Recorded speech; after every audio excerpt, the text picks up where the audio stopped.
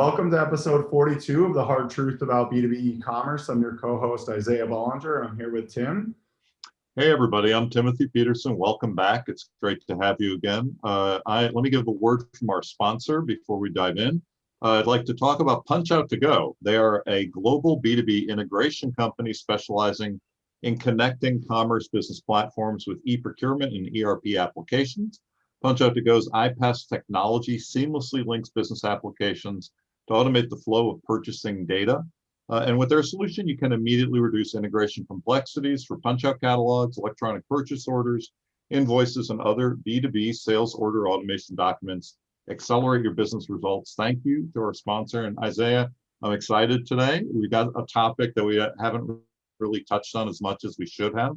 I'm excited about inventory. For sure. Yeah, it's definitely an area of e-commerce that I think isn't talked about enough because people focus on kind of like the design and the platform. And but at the end of the day, with most e-commerce, I mean, there are like digital e-commerce tickets and things that don't have physical inventory. Most e-commerce is inventory and shipping physical products to an actual person or business or whatever. So I'm excited to bring on Sean. I believe you're the CEO and founder, correct, of your company, Kickfurther, which I'm sure you can describe it better than I can, but it's essentially crowdfunding for inventory to help businesses kind of get through the inventory challenges that they face when scaling. So talk about that and talk about, you had a great story for us about how you started this company and why. I mean, you directly were trying to do it yourself and ran into scaling issues with funding inventory. So tell us that background that you told us. I think it's really interesting. Yeah, thank you, Isaiah and Tim, for inviting me on today. I'm the founder and CEO of Kickfurther. I started this business after encountering the inventory funding issue with my last business, which was a merchandising company. So, pretty standard fare. We would take products from manufacturers overseas, customize them a little bit, and then sell them as exclusives or white label products to retailers here in the US. And that business went really well. We had 600,000 of sales in our first year on about a 35% margin. And that increased to over 1 million of sales in our second year. And it was in the second year, we got our biggest order in the history of the business, $250,000 purchase order for fiber optic Christmas trees. And then it was like a retailer, like almost like a B2B order, I'm assuming. It's not a consumer ordering $250,000. No, it was a catalog retailer. So they were one of the few remaining catalog retailers in the US that would primarily distributed their inventory by catalog. So, takes all kinds, but they ordered, it was like 6 container loads of these like fiber optic Christmas trees, right? And so I had the factory lined up, I had my costs, everything was good, but I had to come up with the deposit before the factory was going to start production of the inventory. So suddenly I have this huge opportunity, 250 grand of sales, and all I have to do is figure out, all right, how do I raise like $100,000 deposit to get the factory to agree to start production, right? So that I can get this, so I can secure this purchase order. And I remember that at the time we went out and like asked everybody, and there was just no good like one solution that was like the one size fits all, right? So eventually what I found was an AR factor. And the AR factor, because my business was only a couple of years old and my retailer wasn't like a top 5 retailer, they were offering me, the best finance was a 5% discount per month on my receivable. And I needed to fund that for about 90 days. So just the cost of funding my inventory pretty much took out half of my margin, 15% of the 30% I was earning. And that pretty much took us from having a profitable growing business to losing money on every order that I had to fund through this factor. And I just remember at the time thinking, like, how is it possible that my money is sitting in a bank account, like earning nothing, losing value to inflation every single day, and at the same time, my business that has a purchase order is getting charged 60% annualized, right, to fund this inventory. And kind of like fortuitously at the same time, my sister ran a crowdfunding campaign and she raised $27,500 within 3 weeks with no guarantee of repayment, no guarantee of delivery for a business that, wasn't even really incorporated at the time, I don't think, right? It was like she was a creator and she set up this crowdfunding campaign. And I just remember thinking like, wow, there would be a huge opportunity if we could introduce that community that looks like they want to support entrepreneurs and entrepreneurship, right? Can we introduce those people to businesses like mine and the many other vendors that I talk to that every single one has the same inventory funding problem? And that was kind of the idea. So I talked to a lawyer that I was friends with, and he was like, well, I'm not going to say it doesn't work, the way lawyers will, right? Covering their bases. But that was good enough for me. So I took the idea, we applied to business accelerators. We got into Boomtown in Boulder, Colorado. We started the business out there, and that was now, 6.5 years ago. We incorporated in August of 2014. So we've been doing this for a good amount of time. I didn't realize it's been that long. So tell us about that. How's it been going? It's it must have been going well enough that you haven't quit in 6 years. There were times, you don't make it 6.5 years without going through some patches, but no, it's been good. And what I would say is very early on, we knew it was like, wow, we're really solving a problem here, right? Like the demand in the market was impressive to see that, the original thesis that every product business has to deal with this at some point held up to be true. And so once we were able to start growing the business, we tried like a linear sales strategy that didn't work too well for us, as I'm sure as you're talking about the digitization of going B2B, right? Like there's a lot of value in figuring out how to get the digital acquisition. We tried to just go like, hey, we'll hire 10 salespeople in 2016. That was not the most successful experiment at Kickfurther.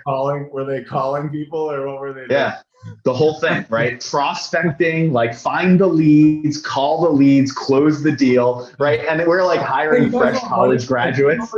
Yeah, exactly. And then unsurprisingly, that did not work out as well as we had hoped, right? I was like, oh, I can sell this. Why couldn't another 20-year-old sell this, right? And it just was not the case. So we learned through that experience, really dialed the stuff in, and then in 2018, we won the 43 North competition, which brought myself and half the team out to Buffalo, New York, where we have our second office today. So question for you on this, because I think the model is so compelling just on its face, right? The model makes so much sense. So what size investments, I'll use that word, do people usually want, and what sort of things are funded, like from $5,000 up to $1 million, or what's the range? Yeah. So that's a great question. So we have our minimum that will fund is about $12,000 of inventory. So we start super early. I think that's one of the things that it's tough to find somebody that wants to do $12,000 of inventory. Whereas if you're doing like 10 million, there are people out there that want to do that, right? So we start early, and we like to work with these businesses early because we think that's the best way to build a relationship. And the largest we've scaled, the biggest deal we've done is 1.15 million of disinfectant wipes for a company called Boulder Clean. So my guess is that a lot of these are, 20 to 50 to 100,000, kind of $20 to $100,000 range is where you're. Yeah, our average is $100,000, and then it kind of scales up by 10K for every subsequent deal. So like 100K on the first deal, 110 on the second, 120 on the third. Those are the averages. We're seeing these companies grow, like it's working, and they're like, hey, we just made money, now let's make more money on the next deal. And is that? Yeah, exactly. I mean, like that's typically the case is once a business has secured a scalable inventory finance solution, then all they have to do is figure out, all right, where do I sell this, right? And then they can become very focused on like, all right, now I just need to figure out more distribution. I've got my supply chain locked in. I've got somebody that's willing to fund production, right? All I need now is distribution, and I've got growth. And so we see that you unlock this for entrepreneurs, and they go out and they just hit it really hard. Well, I mean, that's, I think, the perfect segue to distribution and B2B e-commerce, which is what we're all about. I think one of the reasons we started this podcast, and one of the reasons I was so interested, I was listening to podcasts, like e-commerce podcasts, and saw like Shopify, and like if you run some Facebook ads, and to me that's like very basic. Like these strategies are very, maybe I'm a little bit jaded in that way because I've been doing this for 10 years, but there wasn't a lot of information about B2B e-commerce. So a lot of these are larger orders, right? So it sounds like a lot of these are designed for companies that may be fulfilling larger orders. So could you tell us a little bit about what you're seeing in kind of maybe these more wholesale, or just whether it's retail, wholesale, manufacturing, like what you're seeing from an inventory perspective and them trying to fulfill these larger orders? And I mean, things are just crazy right now with coronavirus. Like we're seeing crazy stuff, even like, Yeah. I could tell you a million crazy stories about inventory right now. Yeah. Well, I'll tell you, probably the biggest story right now is that everything is backed up for months and months and months, right? All the ports are just jammed up. If you're trying to get inventory in, everybody should be planning for another 30 or 45 days of transit time just for the freight to arrive, because everything's super backed up. Just to get to the US, it's not even necessarily. Yeah, remember the Evergreen thing that like blocked up the canal? Yeah. And that's like that blockage is still getting worked through today. Like a lot of our companies are experiencing inventory backups today. It's nuts how when you look at that, you're like, oh wow, one ship blocked one canal for like a week, and it has this like rippling ramifications through the industry for a while now. So that's been interesting to see. And also the fact that there's a lot of e-commerce has been huge, right? So e-commerce grew by 20 to 30% during the pandemic because people they weren't going out to eat, they weren't partying, right? So they had additional cash and they were going out and they were spending it on the internet. I don't know if that's also true for B2B e-commerce, but I know that we saw a pretty significant lift in e-commerce in the last 12 months. It is significant for B2B. It is. Yeah. Similar percents, actually even higher in some categories from the data that I've seen. For sure. So think about it from a B2B e-commerce perspective. Businesses didn't necessarily have more money because maybe they're struggling in some ways, but you can't really send your sales reps so easily to go knock on doors. Like, it'd be a little bit awkward if someone showed up in our office with a mask on. Like, like there's still a lot of outside sales in B2B, going golfing, going relationship building. So that really got reduced. I think one of our previous, what was it? I think it was Peppery was saying that got reduced by like 60%. Tim, do you remember? It said the in-person, there was some massive decrease in the traditional B2B selling. So it's like, where's that going to go? It has to go either online or calling people to get orders. And I think the clear, obvious answer is if you have the choice and a good user experience to buy online versus calling, probably want to buy online, right? The problem is a lot of these B2B companies haven't developed a good user experience to buy online. No, I'm curious because I have to imagine that like before B2B, there was so much product discovery happened like in person.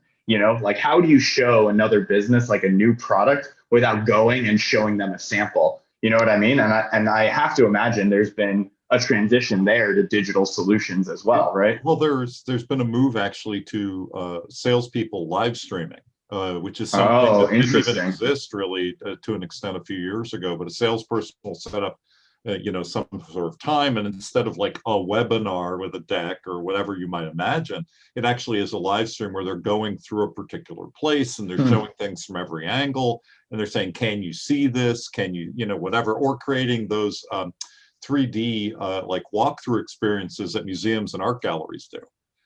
Creating those for B2B where you're walking through something and you can stop and turn and look around. That's been very, super cool. big. I think you're just going to see a lot more of this video interactivity, augmented reality kind of experience over time. It's already happening. So I think that's going to pick up quite a bit. A really simple example, which I loved, was remember Nassim. So one of our repeat guests who was really impressive. They really transitioned fast to digital during coronavirus, and they only, I think they're just a manufacturer. So they had like trade showroom. So they built a feature so that their sales reps could take videos of everything and then upload it to the customer profile. Oh, So cool. the customer could log in and they could see like, hey, I'm interested in these products, and then they take videos of like to show them in depth more about the product. That's just like a very Yeah. basic example of what you could do. Well, But more of yeah, that. I'll just tell you one other thing that our listeners have heard pieces of this before, but there's a company I've talked to that's actually been working on the hologram connected to, all of this. So basically, Sean, imagine that we're scheduling something and really the camera is going to create a hologram of me on your desk, like selling to you, right? It's a totally bizarre thing, but it's very Star Wars, and in some ways it's kind of compelling. There's a real person that's going to be in your room. It's like very, Yeah. very, The very Star Wars. I can't wait. very Star Wars. I'll pilot that if it's ever ready. Let me know. Yeah, I would love to do that and just pop up on your desk and Oh my God, that's awesome. Yeah. So to kind of continue down the path of this inventory challenge, I'm curious what your thoughts are on from like just whether it's a retail or distributor or manufacturer, like as they're kind of growing their business and taking on larger orders, which might be more of a B2B order, like are you seeing more requests of that going towards like a big commerce or Shopify or Magento? And like, are you getting more into that community with Kickfurther? Like, are a lot of these people on those platforms and trying to, I don't Yeah. want to say integrate with you guys, but you're almost like a part of their process, right? But then they're running Yeah. these platforms. So I'm curious like how that's kind of developing for you. Yeah. Well, one of the things I would say is that kind of the trend we see for product entrepreneurs in the industry right now is that a lot of people are moving to what we call like omni-channel distribution, right? So we don't see as many pure B2B plays or pure direct to consumer plays anymore, right? So it's like really common. You've got some brand, they've come up with some cool, innovative product, right? They're getting good product market fit. And then before they know it, Target comes knocking on their door and they're like, hey, we'd love to stock that, right? And these big brands, the big retailers are looking like, where are the consumers going, right? And if you've got a brand that's already controlling some consumer interest, that is a great entryway into wholesale distribution, right? Like, hey, I'm already selling this much. That's how I know that this product will be successful if you put it on your shelves. And so this omni-channel distribution is a trend that I think if you don't have an inventory funding solution that so if you're talking B2B, a lot of your businesses are probably familiar with like factoring, right? And factoring will take a discount on your receivable and give you the cash up front. Yeah, but that's very familiar with that. Yeah, but that's expensive in two ways. One, it takes the discount on your receivable. So all of your margin there is getting discounted as well. Whereas Kickfurther operates as an increase on your cost of goods. And two, they're only interested in your receivables. And if you have 20% of your business is direct to consumer on a 70% margin, and 80% of your business goes wholesale, right? With all of the provisions, you guys know, right? Like there's no clean vendor agreement that doesn't have other little fees and this and that. If you have the label on the wrong side of the box, we've seen that businesses will make like a lot of their profit will be in their direct to consumer, right? Which can often be supported by a lot of the same tools that business to business e-commerce requires, right? Like digital inventory management, cloud-based inventory management. Yeah. Right. And so it's like you have this set up and then it works both for your business to business e-commerce and direct to consumer. And the direct to consumer is just much higher margins. And with Kickfurther, we just fund the inventory. So we don't care if you're selling it to Target or if you're selling it in, a single piece quantity to a user. And so that's where we've seen a lot of activity. And I think where we do really well is with these omni-channel distribution companies. Yeah, I think you're bringing up a really good point and we brought this up a lot, Tim, on the podcast, where like the lines between B2B and B2C are getting blurred. And it's really almost just like size of transaction, right? Like Staples was just on our podcast and they say they treat the small 1 to 10 person companies almost identical to consumer purchases because they behave very similarly. So it's like, obviously, as you go bigger with B2B e-commerce, you need more functionality for like a larger account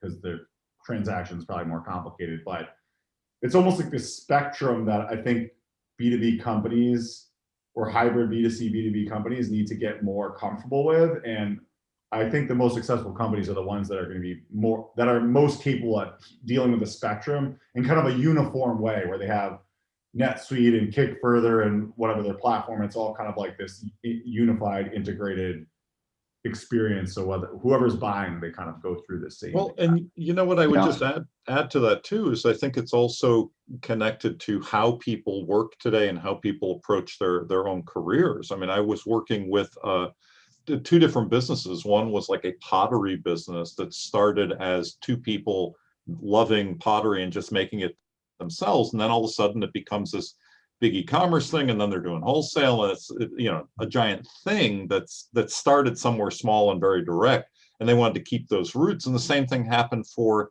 a candy company based in Brooklyn, where they were doing this really kind of in an artisanal sort of way and making it in their own kitchen, and that was part of its appeal. But then all of a sudden that changed. It's like, we're going to continue down a certain heritage, of this, continue a certain heritage, but then we also are going to produce B2B. So people have these, very, very mixed, complicated things where there's a store, there's the e-commerce site for consumers, and there's a whole giant wholesale business, and then, all of the things that go along with it, including what you do, all of the financing, really. How are you financing that inventory? Exactly. Yeah. And to your point, those, like, all those different distribution channels will often have different cost structures, different overhead. Mm-hmm. And it's like, when you have different financing for all of your different distribution channels, it's just like, who needs that headache? So we find that, like, a lot of our entrepreneurs are happy. They find a one size fits all for inventory funding. And then they can worry about all the other complexity you just described there, and how to build and distribute products, which is what they should be focused on. So a couple more particulars about what you're up to there, because I think our listeners are going to be fascinated with this, and they're probably all going to run to your site and check it out immediately too. And I hope they do. But a couple things, like, if you do you have clients or customers who grow out? Like you say, the highest is $1 million something. So do you work with them in some way, or they just have no need anymore? Or, like, what happens to the bigger ones as they move through you over the years? They've grown to a point, and do you have partners, or, like, what happens there? Yeah, so that's a good question.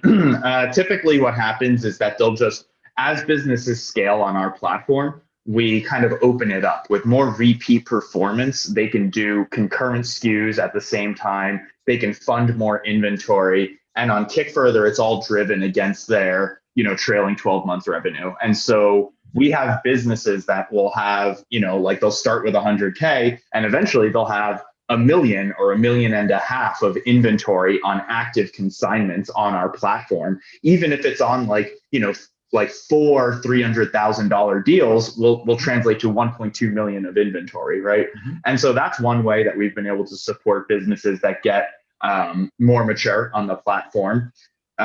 We have a couple of companies that have secured private equity finance after using Kickfurther. We were thinking the same thing. I was going to ask. I was like, about that next. That level, there's probably a lot of people that want to buy them at that point. So. Right. Yeah.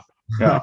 And the PE guys, what they'll do is they'll say, look, we'll buy a big chunk, right? But we also want all of your inventory finance, right? And so they'll like lock it in. And we have lost a couple to PE, but it's good for the entrepreneur. So I'm not too mad about that. I almost consider that a success story. It's like, you've got these so successful to get the way from nothing to selling to PE. Like, I'd hope that they made out pretty well. Yeah. I know that the entrepreneurs did very well. But yeah, I mean, it would be great. We're talking right now about creating a program, which we're kind of like kicking around, the Gold Star Businesses program or some idea like that, to continue to support those larger businesses through a network of private funders. It gets to a point where they, once they have access to like significant bank lines of finance or private equity, the cost of using the Kickfurther platform, it becomes a little bit more expensive. Capital can go down significantly when you get there. Right. We've experienced that at Trellis, which is right as we've grown the company. So. Yeah, I mean, it's pretty tough to compete with banks. Banks have the cheapest capital. They pay their depositors nothing, so they have really, really cheap capital. And Federal Reserve's like, here's money. It takes like 0%. The other side I was thinking of this, it's kind of connected to PE and also to VC, so I want to think about this a little bit, is that, you could have kind of the equivalent of reverse demo days. I mean, you've heard about these where basically investors say, here's what I'm looking for, right? And then basically your platform could be the go-between and say, oh, well, here's everybody who does this that you're looking for and match, right?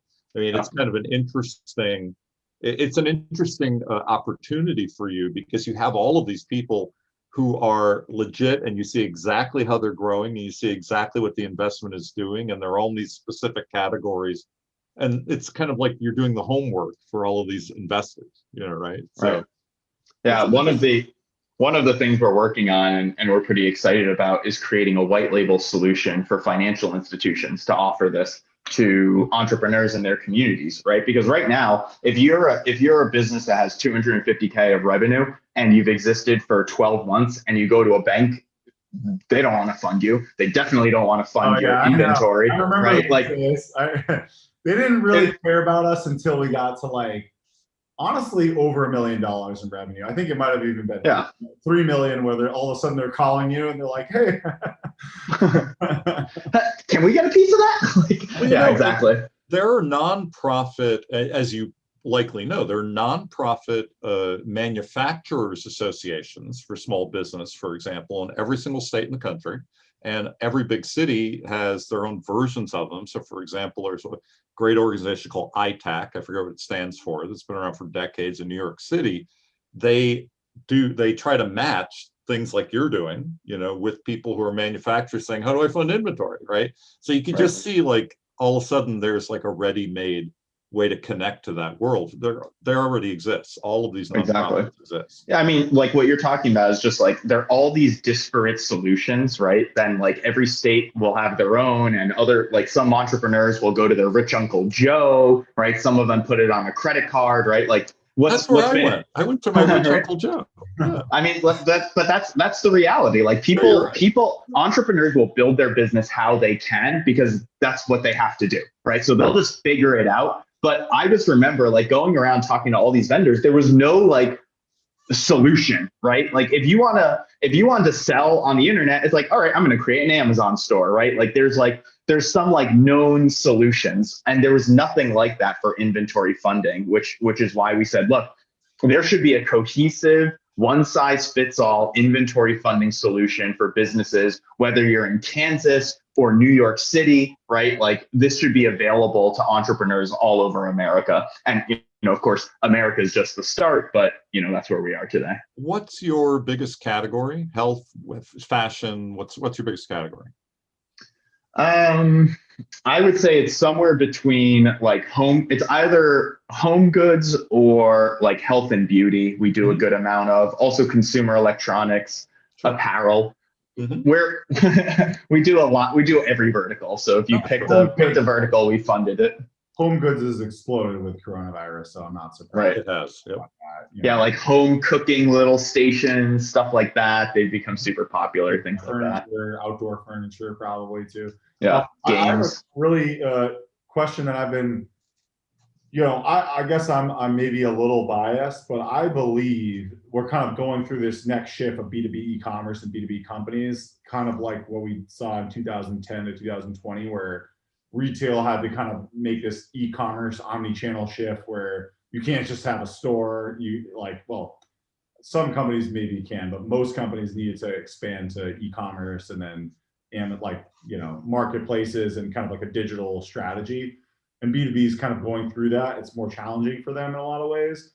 I personally think the biggest threat to these distributors, and maybe not so much manufacturers, but especially distributors, is that these retailers, now that D2C companies that you work with a lot, that sell on, let's say, Shopify or whatever, they're realizing, okay, I make 2 million on D2C, and now I'm getting 200 grand purchase orders. Let's develop a B2B e-commerce portal through our existing infrastructure. And now all of a sudden they're like essentially a B2B company as well.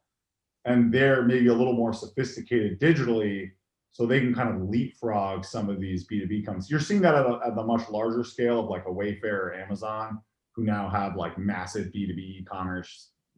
Yeah. You know, I mean, you see it like with groups. If you have a like I said, if you have a good direct to consumer product, your ability to compete for shelf space with somebody that doesn't have a direct to consumer branch or doesn't have an online presence is tremendous, right? Because you go to the buyer at Target and you're like, hey, this isn't an unknown product, right? Look at how much I'm selling already. All you have to do is put it on the shelves and it's going to sell for you the same way it sells for me, right? And that data is, I'll tell you, very convincing for Kickfurther, and it's very convincing for everyone else as well, right? And these e-commerce companies, they have the data, right? It's not like, hey, feel this product and see how good it is. It's like, no, this sells. Look at the data of how it sells, right? And that's so powerful when you're going to negotiate with buyers. So I think you're exactly right. And you see this transition happening with like groups like Range Me, right? So you can go on Range Me with a direct to consumer product, and retail buyers can say, hey, I want to buy 5 cases. I want to buy 10 cases. And then you just put that same exact order as like a 500 unit order through the same fulfillment system you have serving direct to consumer. And there's logistics companies that are very happy to say, hey, I'll both do your direct to consumer and I can ship pallet load quantities wholesale for you, right? So the whole industry is geared up and everybody knows that this is where the opportunity is with omni-channel, right? And it's like those companies are going to eat up their competition because they just sell better and they've got that vector that other people don't. You know? They can scale because they're not reliant on one type of selling. They can sell on Amazon, they can sell in store in Target, they can sell direct to consumer on their, like they have so many ways to grow.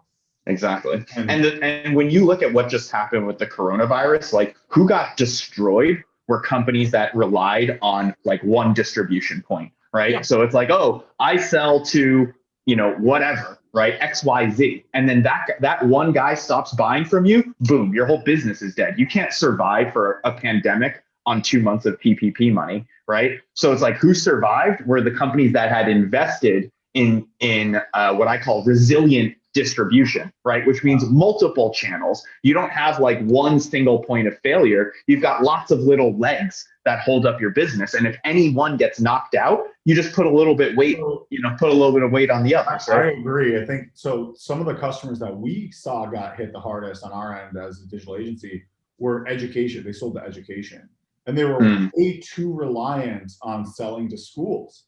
But their business model, there's no reason they couldn't have been more aggressive selling on Amazon, selling direct to the consumer.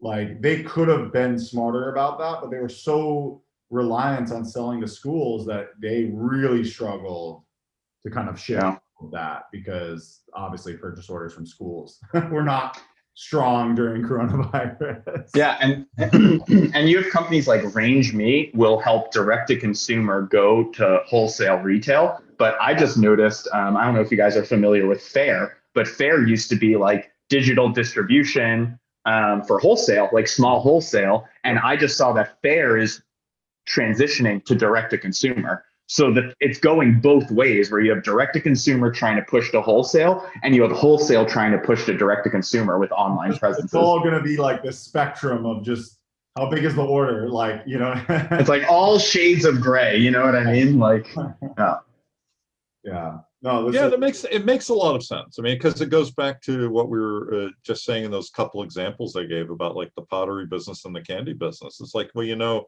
it may start in one place and then move in the other, but it can also start, here and move in the other direction, right? So there's a spectrum now. It's so, the story that I've used to illustrate this to other people too is that many years ago, and I'm not a young guy, my brother was homeschooled kind of because he had some health issues, right? So he had to be homeschooled for a while.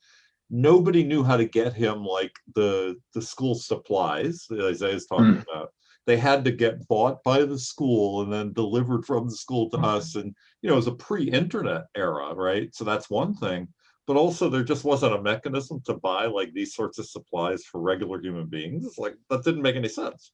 So, people need to address all of it as quickly as possible and just question it all. The restaurants that did the best during coronavirus to an extent, already had a great infrastructure for delivery, and some of them turned into like mini grocery stores, right? Yeah. Where you could just buy bread and fruit and vegetables because the distribution was there for that, you know? Yeah. Right. And they were ready. Yeah, it's yeah. owning distribution is where the whole industry is going, right? If you own distribution, you've got a lot of value in your company. If you don't own the distribution, then you've got a risky business, right? A much riskier business. Yeah. But exactly. I would go one step further with that, as I think you need to own it. And I think you need to digitally enable it, meaning if people have to call you to order and they can't buy online, I think that's very prohibitive. Can I So send it's it like back? what we were I want to send it back. no, it's like what we were saying. Like, I think there's you see that there's a big section of consumers that don't want to talk to a person, right? And these are like even little entrepreneurs that are running a business and they want to buy, like, I want to buy my office supplies. I don't want to have to talk to somebody, right? To like buy like some, you know, printer paper and ink and whatever. Like, no, I just want to fill up my cart, check out, and have it arrive at my door in 2 days, right? Like that consumer behavior that like Amazon has just ingrained in an entire generation. It's not going away anytime soon, right? And like with this whole digital generation, like people are very used to being able to get what they want without having to deal with anyone. And if you can enable that behavior with your own website or presence, however you can, right? There's consumers that will reward you for that by buying from you and not from your competitors. Let me ask you this: does Kickfurther buy stuff online for the business? How do you guys buy for the business? So we're like all digital, like all of our tools are online, right? So we're like Salesforce. We don't print anything, right? All digital signatures, Panda Docs, like, you know, so it's like, yeah, like what do we buy? Like every once in a while we'll replace some equipment, you know, like here or there. And if we do that, we'll like buy it on Amazon normally, right? Because 2-day fulfillment and it arrives at your door and the prices are pretty much the same as anywhere else, you know, like, so.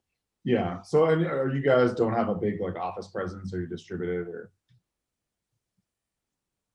So we have 2 offices, which is another thing that I'll say, like you didn't used to be able to have a distributed presence when you're the company the size that we are, right? But with all of the digital tools and communications and Salesforce and Slack and Gmail, right? Like we've been very successful running a fully remote team through the pandemic. We've got 6 people, a little bit more than that, in Boulder, Colorado, and 12 people in Buffalo, New York. And we were able to continue growing without a hiccup through this pandemic because the business is fully digital.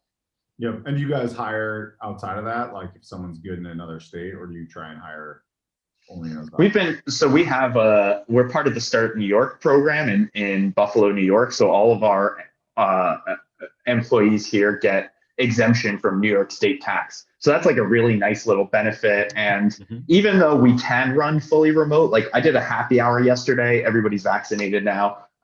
We did a happy hour yesterday and it was like awesome. It was so good to just like hang out and have a beer with your team again. Like that morale building and team building, like you can't replace that. I haven't seen the way to digitally replace a happy hour yet, right? So that's why I still want to hire and stay concentrated in one of these 2 locations. But yeah. Gotcha. It's kind of like have to and able to is kind of the way that I've talked about this. It's like, do you have to work, you know, all in an office? Well, no, and that's the good news. You don't have to. You know, you can get work done, as you said, be efficient, be productive. Are you able, you know, to, you know, it's a different thing, right? You know, these perspectives. It's like, so you want to be able to get together when you can, but you don't have to. Right, exactly. We had a couple of our team members yesterday worked remotely all day and then came to the happy hour. I was like, all right, that's good.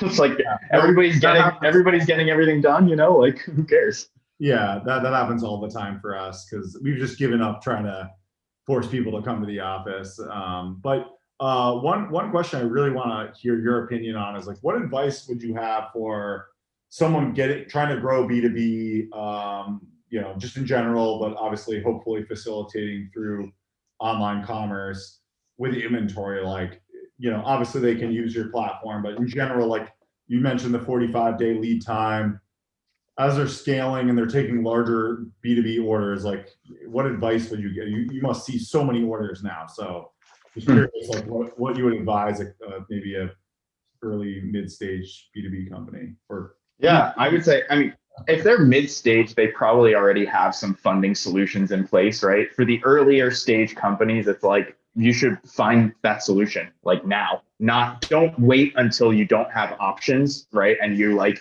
need to take whatever you can get because then you've got no leverage, right? So you want to find and secure funding before you need it, right? Like that's the secret is you want to get ahead of it because then you have a lot of leverage. You can take your time. You can get the deal that works best for your business. If you have your back against the wall and you need to like secure cash or you lose the order, that puts you in a tough position. It's also extremely stressful, which we all know is rough on entrepreneurs. So would you say it's almost about preparing to scale like to larger orders ahead of time? So maybe you don't have a $500,000 customer, but if you want to get one, it's like before you sell the $500,000 $1 million customer purchase order, figure out how you're going to fund that, ship it, like basically prepare for these larger orders before you've actually. It's like, look, get the order first, right? Because the reality is if you have the order, if somebody's ready and they want to write you an order, like take the order, right? And then figure it out. Like that's,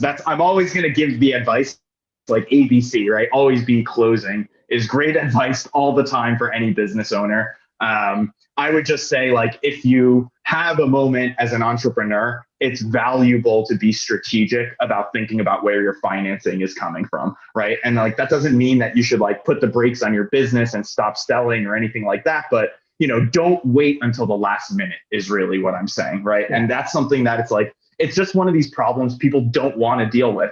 And so they kind of just procrastinate and procrastinate and procrastinate. And then a lot of times they just take, whatever they can get. And that's not always the best option for the business. Those deals where it's like 5% on the invoice and the annualized is like 60%, or I've seen some that are more like 30%, but still 30% is like ridiculously. Yeah. Well, I had another question just related to everything we've been talking about here, because I think our listeners are going to be hearing things that they just may not be aware of, right? So do you have educational materials you've produced about all of this for your customers, for people who work with you, and do you offer consulting services for people who really want to dig in with you and say, well, wait a minute, I'm confused, like what do I do next? I mean, do you offer both of those things? So we do have a blog, and we try to keep very interesting, engaging content there around a lot of this stuff. My background's in supply chain management. So a lot of what we talk about there is like, how do you manage the supply chain? How do you make sure you can fund your supply chain? What are supply chain best practices? So that's where a lot of our expertise is. In terms of consulting, we don't offer it as a service. We don't, or another way of saying is we don't charge for it, right? Okay. But we've got like a really great sales team. If any business comes to kickfurther.com and they fill out, kickfurther.com/start, they fill out a form, our sales team will give them a call, and, they can ask any questions they want to any of our members, and they're all very smart, expert team members. I'm looking at your blog now. So yeah, definitely check out the blog, because I think there's some stuff here that will help people. I like the chargeback. We've only had one chargeback ever. It's a pain in the ass to fight it. Yeah. So fun. Well, what about the future for you? I mean, I guess we're kind of at that point in our interview. We're going to wrap up shortly. What about the future? What's on deck for you in the next year, couple years that you'd like to tell us about? So we're currently working on something which is like a white label product to partner with community banks or credit unions, so that they can offer our inventory funding solution to the entrepreneurs that are in their communities, right? Like, one of the things about Kickfurther, like, who here on this call had heard about Kickfurther prior to having this call, right? Like, we just don't have the brand recognition and the name recognition that we need to have. And that was almost done intentionally, right? Where we wanted to make sure we had product market fit and the infrastructure was in place and our unit economics were strong before we just started, splashing cash around with like broad marketing campaigns. But now, all of that's in place. We've got very happy customers on both sides of the marketplace. And now it feels like this is the time to scale. So we're really looking at, deploying our capital in such a way. We want to be strategic with it, but also to get the word out that this is an excellent tool. There's no cost for entrepreneurs to find out whether they qualify for funding on the platform, right? So this is something that Kickfurther is a tool every entrepreneur should have in their toolbox. And my goal over the next few years is to make sure that that's the case. So you guys are really in the scaling stage. You're not, sounds like you're not pulling a WeWork. You didn't want to just market it before. No, spending $1 to make 80 cents was never one of the things I wanted to do. All right. That's a good line. There's $1 to make 80 cents. Yeah. We don't want that either. There's a lot of documentaries coming out about it. That's why I bring it up, because like the fallout happened. If you like, Hulu has one, and like there's one on HBO. It's funny to watch it. Our little like internal motto at Kickfurther is, if it doesn't make dollars, it doesn't make sense. Makes sense. It's like the hang in there kitty of Right. I think we should need a poster of that I can buy on your site. I like that. Right. Yeah, we should. That's a good idea. Well, this is awesome. I think this is one of the unique ones where I hope everyone goes and checks this out, because if they're ever dealing with inventory and financing, it seems like they should at least check you out. Like you said, find out if they can qualify, and it's probably a better alternative to most options out there. So it sounds like they should just go to the website and sign up. Or get started? Is that kind of? Yeah, exactly. Kickfurther.com/start, fill out a form, and you'll get a phone call. Excellent. Awesome. Excellent. It is such a pleasure having you here today. And I think our listeners are going to be really excited, listening to this and checking you out further. Yeah. Awesome. Well, thank you, Isaiah, Tim. This has been really awesome to be here today. Yeah. Thank you. Thank you. Thank you.